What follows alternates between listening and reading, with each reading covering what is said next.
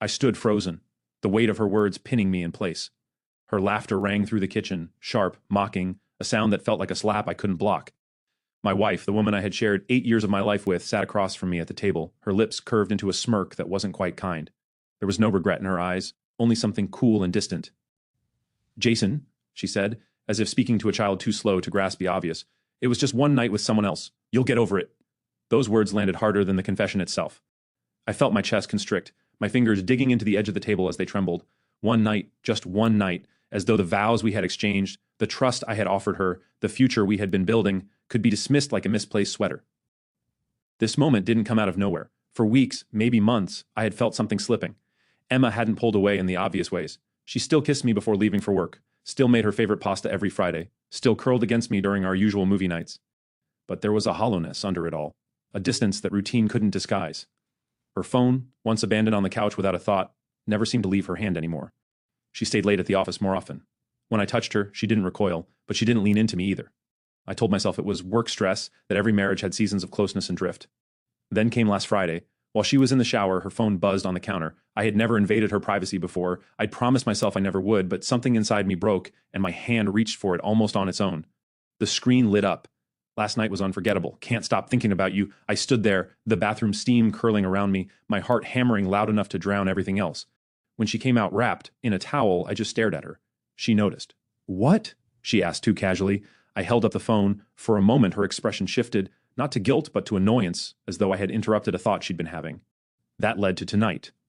To the kitchen table, to her laughter. I didn't yell. I didn't accuse. I waited for her to deny it, to explain it away, to tell me I had misunderstood everything. Instead, she leaned back in her chair, arms crossed, and gave me a small laugh. "One night, Jason," she repeated, shaking her head like it was nothing. "It didn't mean anything. We'd had a fight. I drank too much. He was just there. You know how it is. But I didn't know how it was. I'd never turned to someone else because we argued." She rolled her eyes. "You're making this a bigger deal than it is." Her words scraped against me like claws. Was I supposed to make myself smaller to fit her version of events? Pretend my heart hadn't just been cracked wide open? That night, sleep wouldn't come. Each time I closed my eyes, I saw her with him, a faceless figure, blurred but vivid enough to taint every memory we had. I thought of our wedding day, how her tears had fallen as she whispered her vows, promising me forever. But forever, it seemed, had an expiration date. By dawn, I sat on the couch, staring at the walls we had painted together, at the pictures of our vacations, our holidays, our life carefully pieced together over the years. And for the first time, I asked myself the question I never imagined I would: can love survive betrayal? The next evening, I asked her again, calmly this time, almost pleading. "Why, Emma? Why him? Why that night?" She let out a sigh, her voice edged with impatience. "Do we really have to go over this again? I told you it didn't mean anything." "But it means something to me," I said, my voice cracking. "It means everything to me." She looked at me then, softer but still far away. "Jason, you're a good man. You always have been. But sometimes you're too serious, too in your head. I just wanted something different, just once. Different." The words hit me like a slap. I felt like a book she had grown tired of, a story she'd put down for something more exciting. The more I tried to talk to her, the clearer it became. She wasn't sorry. Not really. There were no tears, no desperate apologies, no promises to fight for what we had. Only a tired shrug, as if my pain were just another inconvenience. And that somehow hurt worse than the affair itself. Because the betrayal wasn't only about the night she spent with another man, it was about how easily she dismissed my heartbreak, as if it were nothing. Days bled into weeks, each one heavier than the last. I caught myself watching her when she thought I wasn't looking, searching her face for something: love, guilt, regret, anything at all. But Emma carried on as if nothing had happened. She still went to work, still laughed with her friends, still scrolled through her phone while I sat in silence. Sometimes I'd hear her humming while she cooked dinner, and it twisted something inside me. How could she be so at peace when I was unraveling? One night, I asked quietly, "Do you even want to stay married to me?" She paused, spatula in hand, then shrugged. "Of course, why wouldn't I? Because you broke us," I wanted to shout. "Because I can't breathe without feeling the weight of what you did. Because every time I look at you, I see him." But I said nothing. The breaking point came 3 weeks later. We were out with friends, laughing, drinking wine. For a moment, I let myself believe we were still us. But on the drive home, she laughed that same sharp, careless laugh and said, "See? I told you everything would go back to normal. You're already getting over it." That was when I knew I wasn't getting over it. I was drowning, and she wasn't going to save me. That night, I packed a bag. She stood in the doorway, arms crossed. "Really, Jason? You're leaving over one night?" I zipped the suitcase, my hands steadier than I expected. "No, Emma, I'm leaving because you laughed. Because you made my pain a joke. Because you decided my love was something you could gamble for a night of excitement."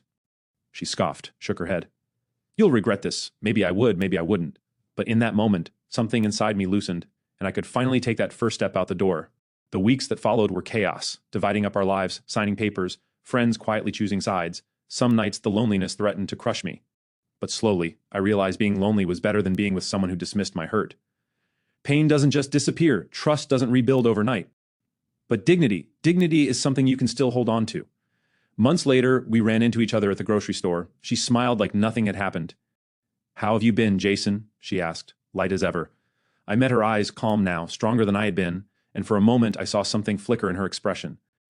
Not regret, maybe, but understanding, that I wasn't the man she could laugh at and expect to stay. I walked away, leaving her standing there between the aisles. And for the first time in months, I felt free. Because betrayal isn't just the act, it's how someone treats the wound afterward. Emma's affair didn't just break us, her laughter did.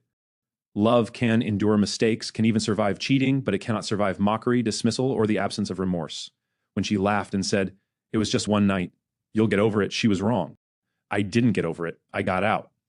But leaving wasn't the end. It was the beginning of learning who I was without her. The first few weeks alone were brutal. The silence of the apartment was deafening. Every corner still whispered her name.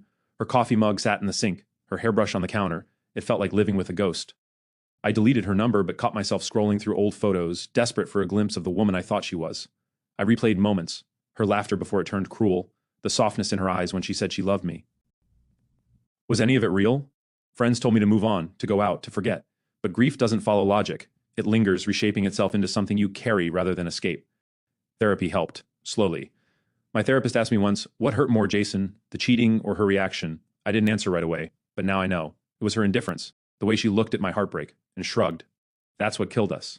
One night, I found myself driving past our old house. The porch light glowed just like before, steady and soft. A new family lived there now. Kids' toys on the lawn. Laughter from inside. It hit me then. Life keeps moving, even when yours feels frozen. I wasn't angry anymore. Just done. Done carrying the weight of her choices. Done waiting for an apology that would never come. Done bleeding for someone who never noticed the wound. I started rebuilding, piece by piece. I learned to cook for one. I went hiking again, something I'd stopped because Emma didn't like bugs.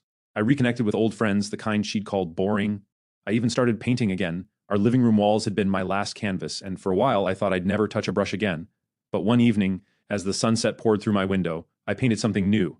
Not a portrait of her, but of the ocean. Endless, untamed, healing. It wasn't perfect, but neither was I. Months later, I met someone at an art class. Her name was Rachel.